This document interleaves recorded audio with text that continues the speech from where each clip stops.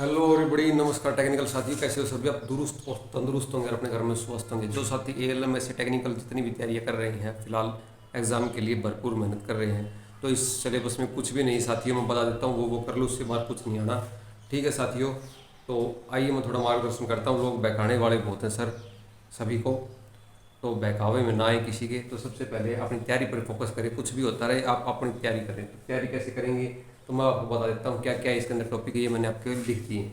तो यहाँ पर सबसे पहले अगर देखेंगे तो पॉइंट भी नोटेड, इलेक्ट्रिकल सिंबल। साथियों, जो अपना इलेक्ट्रिकल सिंबल है वो आपको सारे करने हैं। जितने भी इलेक्ट्रिशियन में सिंबल्स आते हैं वो आपको सबसे पहले करने हैं। फिर बेसिक इलेक्ट्रिसिटी पढ़नी है कि भाई बेसिक इलेक्ट्रिसिटी क्या होती है, इलेक्ट्रॉन्स की परिभाषा, सब कुछ जो पढ़ना है। फिर उसके बाद आपको कंडक्टर, सेमी कंडक्टर, इंसुलेटर जो तीसरे नंबर पर है उसका वर्गीकरण पढ़ना कि कंडक्टर के अंदर क्या होता है, क्या प्रॉपर्टीज़ होती हैं। ठीक है, insulator, semi conductor silicon, germanium, उनका क्या एटॉमिक नंबर है, कहाँ का यूज़ किए जाते हैं, इंसुलेटर कौन कौन से होते हैं। फिर बाद में आपको सोल्डरिंग पढ़नी है। सोल्डरिंग ये कोई ज़्यादा बड़े चैप्टर नहीं है, बहुत छोटे छोटे इनमें से क्रीम लेयर बातें पूछी जाती हैं। अब सोल्डरिंग के अंदर कुछ कि जो सोल्डरिंग क्यों की जाती है, किस किस धातु की जाती है, लाइडोटीन मिलाया जाता है 60-40%, इस प्रकार से क्वेश्चन बढ़ेंगे। तो सोल्डरिंग का पकड़ना है। फिर महत्वपूर्ण है रजिस्टर। ठीक है, रजिस्टर की कलर कोडिंग निकालनी। ठीक है, रजिस्टर के टाइप हो गए, इंडक्टर और कैपेसिटर के बारे में आपने पढ़ना है। ठीक है, एसी थ्योरीज पढ़नी है कि एसी की जो थ्योरीज क्या, फंडामेंटल्स थ्योरी क्या होती है अल्टरनेटिंग करंट की। पॉलीफेज सिस्टम आ जाता है, थ्री फेज सिस्टम जिसको बोलते हैं साथियों, तो उसके बारे में आपको पढ़ना है। थ्री फेज के अंदर डेल्टा स्टार ये आते हैं, तो इसके अंदर डेल्टा स्टार कनेक्शन की वोल्टेज पूछ लेंगे, क्योंकि आपको पता है कि एमसीयू क्वेश्चन आने हैं। कोई आपसे लिखवागे तो देखेगा नहीं, तो सिर्फ बेसिक सी बातें आएंगी। Electrolyse and cell battery, electrolyse जैसे लेड एसिड बैटरी के बारे में पूछ लिया जाएगा, चार्जिंग डिस्चार्जिंग के बारे में, या किसी सेल के लिए एनोड कैथोड किस चीज़ का बना होता है, इलेक्ट्रोलिसिस क्या होता है। अभी नेक्स्ट अगर देखें साथियों, तो 9वें नंबर पर हमारा डीसी मशीन और जनरेटर है। डीसी मशीन किस सिद्धांत पर काम करती है, फैराडे लॉ के ऊपर। और डीसी मशीन और जनरेटर की थ्योरी तो अलग नहीं, थोड़ी सेम ही है। और फिर आपको single phase, three phase motor पढ़नी है। किसकी पढ़नी है? AC motor. जो सिंगल फेज होती है उसमें भी कई टाइप्स होते हैं। और थ्री फेज मोटर क्या, जैसे कोई पूछ ले कि सिंगल फेज जो मोटर होती है सेल्फ स्टार्ट होती है, तो इसी प्रकार से नहीं। फिर आपको ट्रांसफार्मर पढ़ना है। ट्रांसफार्मर के अंदर ट्रांसफार्मर का कंस्ट्रक्शन पढ़ना है, यूज पढ़ना, स्टैटिक डिवाइस है। नॉर्मली ही बात है, जो 50 साल पहले ट्रांसफार्मर था वही कार्य प्रणाली आज है। फिर सिंक्रोनस मोटर के बारे में पढ़ना है आपको। ठीक है, सिंक्रोनस मोटर पढ़ सकते हैं। इल्यूमिनेशन के अंदर आपको जो हम अपने घर में लाइट जलाते हैं, लुमेन होता है, आपको एलईडी बल्ब देख लो उसमें भी लुमेन लिखा मिलेगा, तो उसमें नॉर्मल सी बातें हैं। इल्यूमिनेशन के अंदर भी कुछ ज़्यादा नहीं, कैंडल पावर वगैरह वगैरह है। आप पढ़ेंगे ना तो कुछ भी नहीं है, ये सिर्फ एक बहकावे की बात है। तैयारी कर लो, तैयारी कर लो। साथियों बात सुनो, अगर हम और किसी जीके की तैयारी करते हैं और किसी चीज़ का, तो वो अथा उसका कोई भी गहराई का मतलब पता नहीं है। लेकिन इलेक्ट्रिशियन थ्योरी एक बेसिक सी कॉम्पैक्ट थ्योरी है।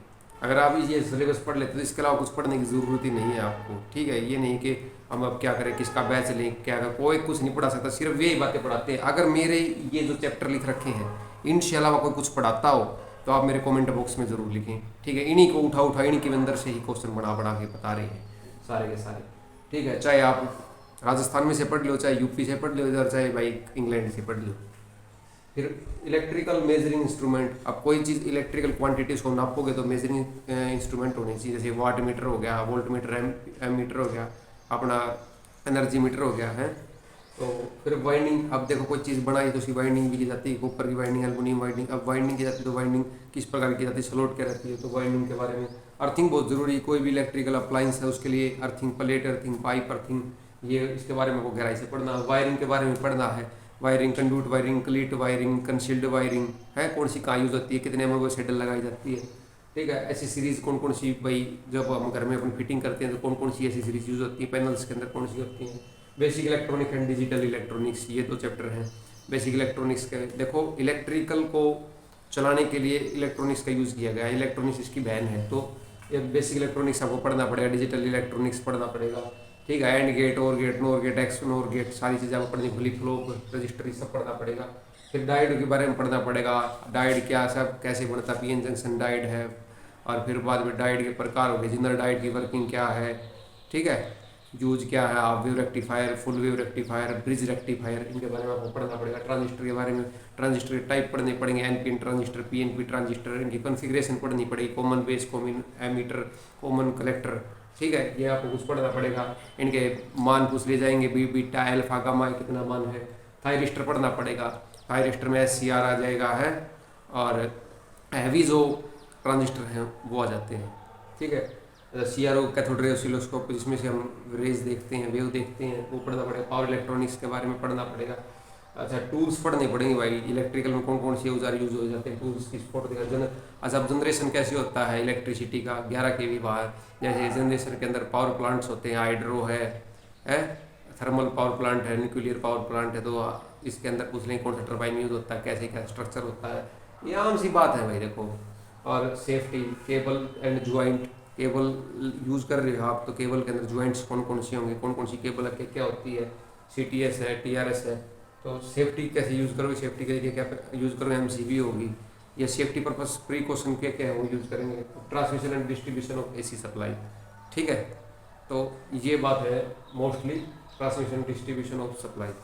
अब पहले बिजली को हम पैदा करेंगे, जनरेशन करते हैं, उसके बाद ट्रांसमिशन करते हैं, और फिर हमारा डिस्ट्रीब्यूशन करते हैं, सब स्टेशन तक ले जाते हैं, फिर कंज्यूमर्स तक पहुंचाते हैं। ये इलेक्ट्रिसिटी का फंडा है साथियों, कुछ भी नहीं है, सिर्फ एक ही बात है, बिजली बनानी है और बिजली लोगों तक पहुंचानी है, और उसका यूटिलाइज उन्हीं कस्टमरों से बिजली के उपकरण बना के करवाना है, बस यही आम सी बात है।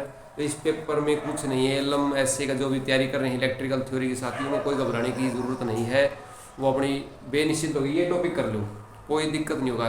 अगर इन टॉपिकों से कोई, मैंने पहले ही बताया, बाहर करवाता हो ना कि अलग इनसे अलग करवाता, कुछ नहीं करवा सकता, इनसे बाहर कोई नहीं आएगा, इन्हीं के अंदर से आएंगे जो इन, और छोटे छोटे चैप्टर होते हैं, समझने की जरूरत होती है, रट्टा नहीं मार सकते, जैसे और क्लासों में रट्टा मारते, इसमें रट्टा मारने की जरूरत नहीं है साथियों, इसमें सिर्फ मेहनत करने की ज़रूरत है, समझने की ज़रूरत है, तो आप समझेंगे तो ये क्लियर हो जाएंगे। कोई कोचिंग लेने की, कोई कहीं जाने की ज़रूरत नहीं है, आप ये इंग्लिश की, हिंदी किताब में जैसे भी आप पॉसिबल आप समझते हैं वहाँ आप पढ़ सकते हैं, हिंदी की हिंदी पढ़ लीजिए, ठीक है, जिसको जो समझ में आता है, ठीक है। और दूसरी बात ये है कि बात रही SC की और ALM के एग्ज़ामों की, तो उसमें सारा का कंबाइन एग्ज़ाम होगा, ठीक है ना, लेकिन जब उनकी प्रेफरेंस दे रखी सभी ने, अब ALM ऐसे सारे लगना चाहते हैं, तो अभी 1 मिनट के लिए सपोज करो 55 नंबर है किसी के, उसने ALM का भी रखा है और SC का भी प्रेफरेंस रखा है, एक के 60 नंबर है, उसने भी ALM का रखा है, SC का रखा है, तो SC की पोस्ट का मतलब SC की प्रेफरेंस ज़्यादा नंबर वाला को दी जाएगी, कम नंबर वाला को नहीं दी जाएगी। मैं ये बताना चाह रहा था उस वीडियो में भी,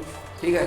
तो अपनी तैयारी खुद करें, आपकी जो लड़ाई है वो आपसे खुद से है साथियों, ठीक है। तो जीत आपको अपने हाथों से करनी होगी, अपना दिमाग जितना घिसाओगे ना आप, तो ही आप सफल हो पाओगे। टॉपिक मैंने आपको बता दिए, कोई कुछ टॉपिकों में दम नहीं है, ठीक है। और वैसे आपकी अगर इच्छा कहीं कहीं घूमने की है, कुछ करने की, वो अलग बात है। तो JEE मल्टीक्स टेक्नो आपका एक विश्वसनीय चैनल है, ऐसे नहीं कि किसी दूसरों के सारे नहीं रेंगता साथियों, ये चैनल दूसरे कई चैनल ऐसे हैं, कुछ लोग ऐसे हैं जो दूसरों के सारे रेंगते हैं, हम नहीं रेंगते किसी के सारे, हम इंडिपेंडेंट चैनल ओनर हैं और अपनी मेहनत पर विश्वास रखते हैं, और आप लोगों के लिए, साथियों के लिए निरंतर प्रयत्न करते हैं, ठीक है साथियों। तो अगर ये वीडियो पसंद आए तो इस वीडियो को शेयर करें, इन्फॉर्मेटिव वीडियो है, लोगों तक पहुँचाएँ जहाँ तक ज़रूरत है, ठीक है।